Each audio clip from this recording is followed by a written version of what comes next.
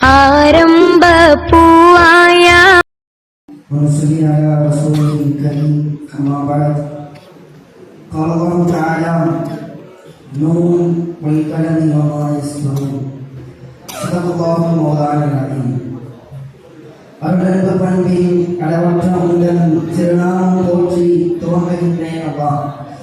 சாதியும் சமாதானமும் சலுகாரையாளரும் ஸல்லல்லாஹு அலைஹி வஸல்லம் அவர்களின் மீதும் நல்லாரின் அடிச்சுவடுகளை அப்படியும் சற்றும் சலுகாமல் பின்பற்றிய உத்தம சத்திய சகாபாக்கள், தாபியீன்கள், தாபியீன்கள், சாலிஹீன்கள், அபதார்கள், நாதாக்கள், நல்லவர்கள் நம் அனைவர்களின் மீதும் அல்லாஹ்வின் சாதியும் சமாதானமும் என்றென்றும் நின்று நிலவட்டுமாக.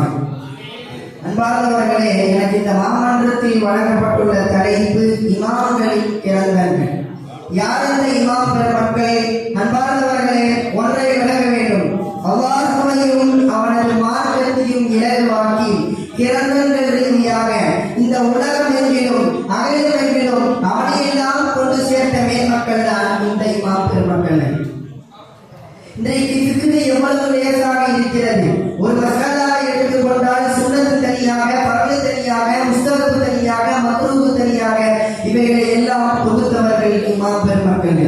ஒருவேளை இந்த ஃபிக்ஹ் இல்லை என்று சொன்னால் நாம் நேரடியாக ஒரு உது செய்ய வேண்டும் என்று சொன்னாலும் குர்ஆனுக்கு நேரடியாக சென்று போய் பார்த்து பிறகு ஹதீஸில் சென்று பார்த்து இந்த சூழலை எல்லாம் பின்னால் உள்ள கூட்டத்தார்களுக்கு வரக்கூடாது என்று இமாம் பெருமக்கள் அந்த காலத்திலேயே கிரந்தங்களை தொடங்கி இருக்கிறார்கள். அப்படிப்பட்ட சில இமாம்களுடைய கிரந்தங்களை நாம் பார்க்கலாம்.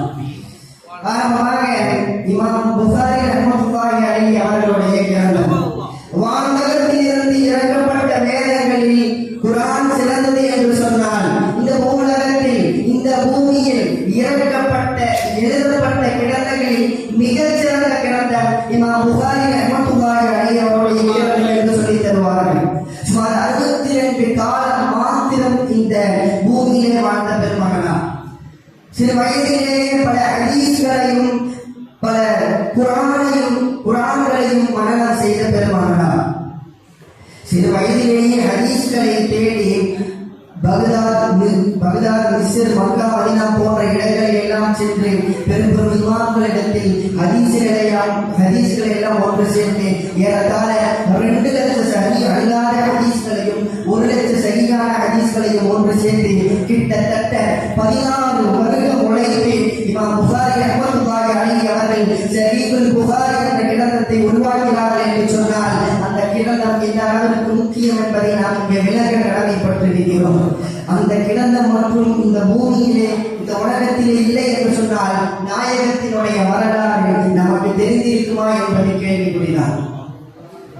அடுத்ததாக இமாம் ஷாஃபி ரஹ்மத்துல்லாஹி அலைஹி அவர்கள் கிதாபுல் உம்மை இமாம் ஷாஃபி ரஹ்மத்துல்லாஹி அலைஹி அவர்கள் எழுதி கொண்டிருக்கும் போது அவருடைய நிலைமை என்ன தெரியுமா? மூலநோயால் இமாம் ஷாஃபி ரஹ்மத்துல்லாஹி அவர்களுக்கு இருந்தது. பொதுவாக ஷாஃபி கிதாபுல் உம்மை இன்னும் ஹுஜ்ஜத் இந்த 2 பிரபல்யமான கிதாபுகள். அக்வாலே ஜதீதா புதிய சொற்களை கிதாபுல் உம்முலையும், அக்வாலே கதீமா பழைய சொற்களை கிதாபுல் ஹுஜ்ஜத்ல நம்ம பார்க்கலாம். இந்த கிதாபுல் உம்மு 200 அவுராதுகளை கொண்டுள்ளது. இமாம் ஷாஃபி ரஹ்மத்துல்லாஹி அலைஹி அவர்கள் இந்த கிதாபுல் உம்மை எழுதி கொண்டிருக்கும் சமயத்தில் பக்கத்தில் இருந்தவர் சொல்கிறார், இமாம் புகாரி ரஹ்மத்துல்லாஹி அலைஹி அவர்கள் தன்னுடைய கேட்டிலே இருக்கக்கூடிய கருப்பு மணியினால் கிதாபுல் உம்மு வெளிவரக்கூடிய அதே சமயத்தில் தன்னுடைய பின்புறத்தில் மூலநோயின் காரணத்தினால் இரத்தம் கசிந்து கொண்டிருந்ததாம். ஒரு பக்கம் சமுதாயத்திற்காக கருப்பு மை கிதாபுல் உம்மாக வெளிவரக்கூடிய அதே சமயத்தில் அவர்கள் உடலை பராமரிப்பதன் காரணத்தினால் மற்றொரு பக்கம் இரத்தம் கசிந்து கொண்டிருந்தது. ஆக இமாம் ஷாஃபி ரஹ்மத்துல்லாஹி அவர்கள் தியாகமும் தியோகமும் கிரந்தங்களாகவே இருந்தது என்பதை இதன் மூலம் நமக்கு விளங்க வருகிறது. அடுத்ததாக ஹனஃபி ஃபிக்ஹ்களின் மிகச்சிறந்த ஒரு கிதாபில் மபசூத் அல்லாஹ் ஸர்கஸி ரஹ்மத்துல்லாஹி அலைஹி அவர்கள் தொகுத்தார்கள். கிட்டத்தட்ட 30 வால்யூம்கள் கொண்டது அல்லாஹ் ஸர்கஸி ரஹ்மத்துல்லாஹி கிதாபுல் மபசூத். அந்த 30 வால்யூம்களையும் அல்லாஹ் ஸர்கஸி ரஹ்மத்துல்லாஹி அலைஹி அவர்கள் எழுதியது எங்க தெரியுமா? ஜெயிலில். அந்த காலத்தில் எல்லாம் மன்னர்களுக்கு எதிராக எதிர்சாட்சி சொன்னா தூக்கி போட்டுருவாங்க. அந்த சமயத்தில் ஹுக்கான் என்று சொல்லக்கூடிய ஒரு மன்னன் ஒரு பெண்ணை மனம் முடிக்கிற. அந்த பெண் எப்படின்னா இதாருடைய காலகட்டத்தில் இருக்கேன்னு அந்த ஹுக்கான்கிற மன்னர் வந்து அந்த பெண்ணை வந்து திருமணம் முடிக்கிறார்.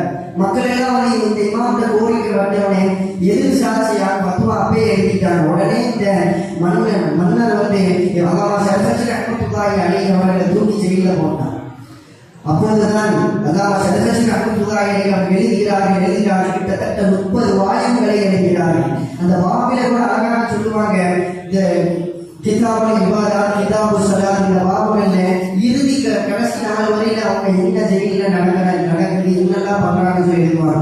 கிதாபுல் இபாதத்தில் வரக்கூடிய அந்த இறுதி வரையில தெரியுமா, ஹாதா ஆஹிருல் குதாரி இபாதத், இது இபாதத்தினுடைய இறுதி பாடம். கதபஹு அல் மஹ்பூஸு அனில் ஜும்அத்தி வல் ஜமாஅத், இதை எழுதவர் ஜும்மாவுக்கும் ஜமாத்திற்கும் இருக்கக்கூடிய அல்லாமா ஷரஃபி, ஜெயிலே இருக்கக்கூடிய அல்லாமா ஷரஃபி ரஹ்மத்துல்லாஹி என்று சொல்லி தருவார்கள். ஆக எந்த அளவிற்கு அவர்கள் கிதாபை கிடந்தங்களை கோர்வை செய்யக்கூடியவர்கள் எந்த அளவிற்கு முன் வகித்தார்கள் என்பதை நாம் இங்கே சிந்திக்க கடமைப்பட்டிருக்கிறோம்.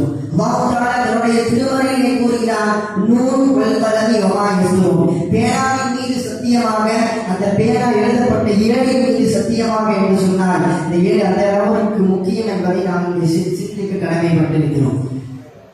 இமாம் சுயூத்தி ரஹ்மத்துல்லாஹி அலைஹி அவர்கள் தஃப்ரீத் ஜலாலையிலே முதல் 15 ஜுஸு வந்து இமாம் சுயூத்தி ரஹ்மத்துல்லாஹி அவர்கள் தஃப்சீர் எழுதுறாங்க. மஹலி இமாம் வந்து குர்ஆனினுடைய பின்னாடி 15 ஜுஸுவை எழுதி வஃபாத்தானே மக்கள் எல்லாம் வந்து சுயூத்தி இமாம்கிட்ட கோரிக்கை வைக்கிறாங்க. வச்சவனே இமாம் சுயூத்தி ரஹ்மத்துல்லாஹி அலைஹி அவங்க எழுதுறாங்க எவ்வளவு எழுதி முடிச்சாங்க தெரியுமா, 40 நாள்ல தஃப்சீருல் ஜலாலைன் எழுதி முடிச்சிட்டாங்க. குறுகிய காலகட்டத்தில் தஃப்சீர் ஜலாலைன் எழுதி முடிச்சுட்டு அது எந்த அளவுக்கு நான் மற்ற தஃப்சீர்களை எல்லாம் நாம எடுத்தோம்னா ஒரு தேவையில்லை. ஏன்னா குர்ஆனுக்கு அதுக்கு தஃப்சீர் இருக்கிறனால. ஆனா தஃப்சீர் ஜலாலைன் நம்ம தொடரணும்னா ஒரு தேவை, சும்மா சாதாரண தொடராலும் ஒரு தேவையாமா. ஏன்னு பார்த்தா குர்ஆனுடைய லெஃபும் தஃப்சீருடைய கிட்டத்தட்ட ஒரே மாதிரி. இந்த அளவுக்கு தஃப்சீர் ஜலாலைன் இருக்குதுன்னா நாசிக் மன்சூக் அதே மாதிரி ஹதீஸ் பல இவைகள் எல்லாம் உள்ளடக்கி உள்ளதின் காரணத்தினால்தான் எல்லா மதரசாக்களிலும் தஃப்சீர் ஜலாலைன் ஓதப்பட்டிருக்கிறது.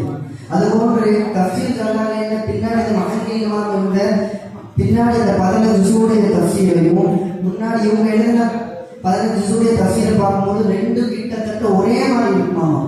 எந்த அளவிற்கு நுட்பமாக எழுதியிருக்கிறார்கள். குறுகிய காலகட்டத்தில் 40 நாட்களில், அப்ப அவங்க வயசு என்ன தெரியுமா, 18 வயசுல 40 நாளில் தஃப்சீர் ஜலாலைனை எழுதி கொடுக்கிறாங்க. இவர்கள் இந்த தஃப்சீர் ஜலாலைன் மட்டும் எழுதியிருக்கிறார்கள் என்று பார்த்தா கிடையாது. நிறைய கிதாபுகளை குறுகிய காலகட்டத்தில் விரைவாக எழுதி முடித்த பெருமானார். இந்த அளவிற்கு நான் கவி நடையில ஒரு 1000 பைத்துக்களை கொண்டு கிட்டத்தட்ட 3 நாள்ல எழுதி முடிச்சுட்டாங்க. ஃபரீதத்துன் நஹு என்று சொல்லக்கூடிய ஒரு கிதாபு 1000 பைத்துக்களை கொண்டு 2 நாளில் எழுதிட்டாங்க. உசூலுல் ஃபிக்ஹ் என்று சொல்லக்கூடிய கிதாபு கிட்டத்தட்ட 1485 பைத்துக்களை கொண்டு 5 நாளில் எழுதி முடிச்சாங்க. சுயூத்தி ரஹ்மத்துல்லாஹி அவர்கள் எழுதிய 2 பிரபலமான கிதாபு, ஒன்று தாரீகுல் ஃபுலஃபா, ஒன்று இதுதான். தாரீகுல் ஃபுலஃபா ஃபுலஃபாக்களை சார்ந்தது, இதுதான் வந்து குர்ஆனை சார்ந்தது. சுயூத்தி ரஹ்மத்துல்லாஹி அவர்களை பற்றி சொல்லும் பொழுது வாப்பா வந்து பெரிய ஆலிமாமா, அபூபக்கர் சித்திக் அவங்க வாப்பா பேரு. ஒரு முறை இந்த சுயூத்தி ரஹ்மத்துல்லாஹி அவருடைய தாயாரிடம் வாப்பா வந்து இது மாதிரி இந்த கிதாப் எழுதுறதுக்காக இனிமேல் லைப்ரரியில் போய் கிதாப் எழுதுவாங்கன்னு சொன்னோடனே அந்த அப்போ வந்து சுயூத்தி இமாம் அவர்கள் நம்மள வயிற்றுல இருக்காங்க. இந்த தாயார் இந்த லைப்ரரி போய் கிதாப் எழுதக்கூடிய சமயத்தில் இமாம் சுயூத்தி ரஹ்மத்துல்லாஹி அவர்கள் அங்கேயே பிரசவமாய் அங்கேயே பிறக்கிறார். ஆக சுயூத்தி இமாம் அவர்கள் பிறந்த ஒரு கிதாபுக்கு மத்தியில் என்று சொல்லி தருவார்கள். ஆக மொத்தமாக சுயூத்தி இமாம் பற்றி சொல்லும் பொழுது கிட்டத்தட்ட அவங்க எழுதக்கூடிய எல்லா கிதாபும் எழுதும் பொழுது ஒரு நாளைக்கு குறைஞ்சதாவது 40 பக்கமாச்சு இமாம் சுயூத்தி ரஹ்மத்துல்லாஹி அவர்கள் எழுதியிருப்பார்கள் என்று சொல்லுவது. ஆக வாழும் காலம் எல்லாம் இப்படிப்பட்ட பெருமக்களுடைய கிதாபை ஓதி வளரக்கூடிய